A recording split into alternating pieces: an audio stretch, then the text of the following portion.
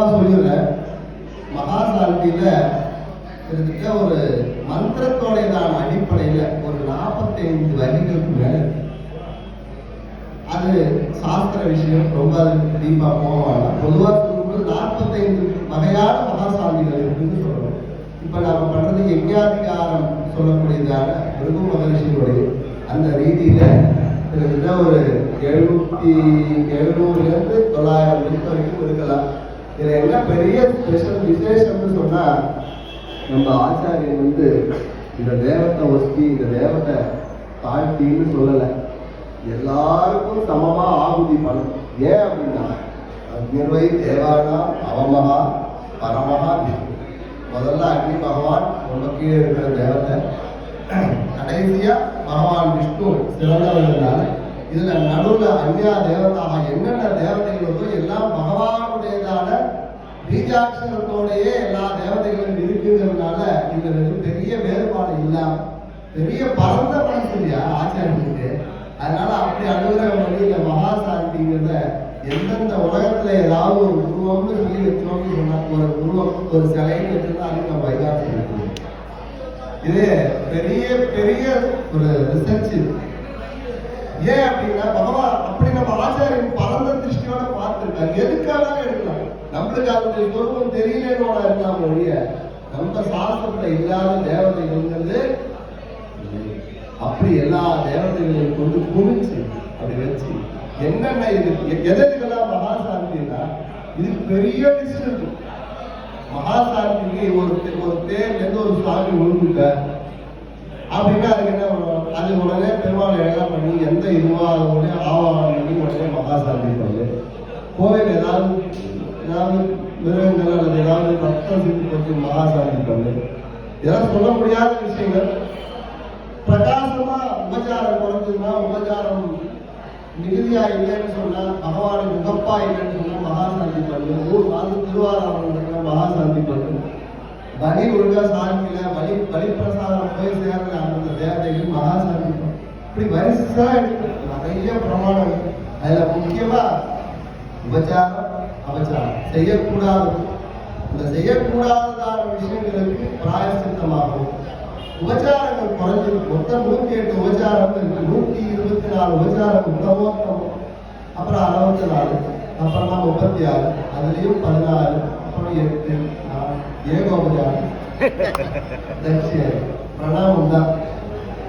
அப்படி சொல்றதுனால இந்த உபச்சாரம் குறைஞ்சதுன்னா என்னன்னா அதுக்கு மகாசாந்தி. இப்படியாக வச்சு ரொம்ப சாநித்தியமான ஒரு வர்க்கம். இத நாம வரும்ப சொல்லிட்டே இருந்தா அது தெரியாது.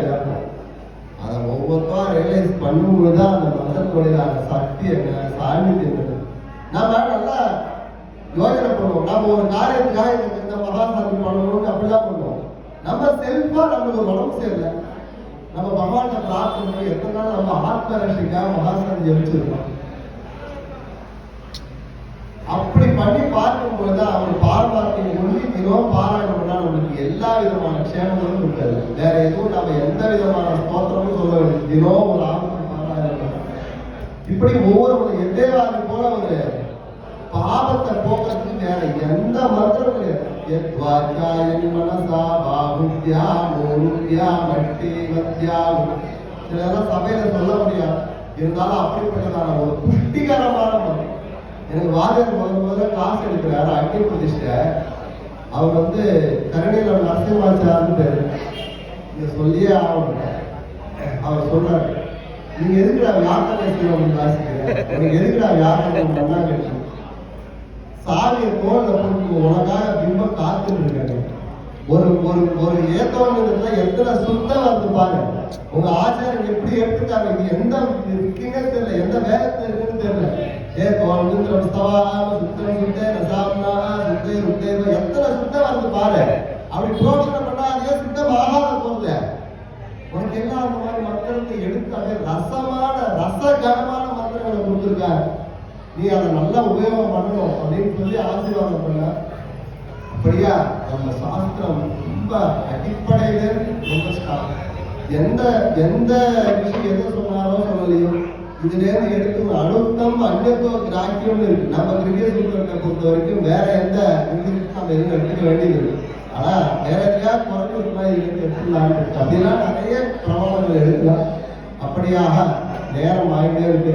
அதனால நம்மளுடையதான வைகானச ரிஷி அவருடையதான பரம்பரையும் சொல்லி அதை நம்ம அனுசந்தானம் பண்ணிட்டு அதுக்கும் ஸ்ரீனிவாசனுக்கும் என்ன அப்படிங்கிறது தான் இங்க நம்ம எடுத்துட்டோம்.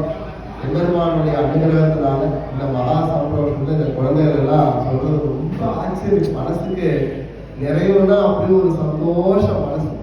ஏன்னா வேத மூர்த்தியா ஒருத்தா இருக்கான்னு சொல்லும் பொழுது சொர்ண புஷ்பத்துக்கு வாசனை கிடைச்ச மாதிரி அப்படி சொல்லணும். அப்படியா அவளெல்லாம் இருந்து இங்க என்னுடைய அம்மா ஸ்ரீ சம்பத்குமார பட்டாச்சாரிய சுவாமி பல சம்ரக்ஷணத்தை பண்ணிட்டு எதுவும் தெரியாதது போலவே அவருடையதான அனுபவம்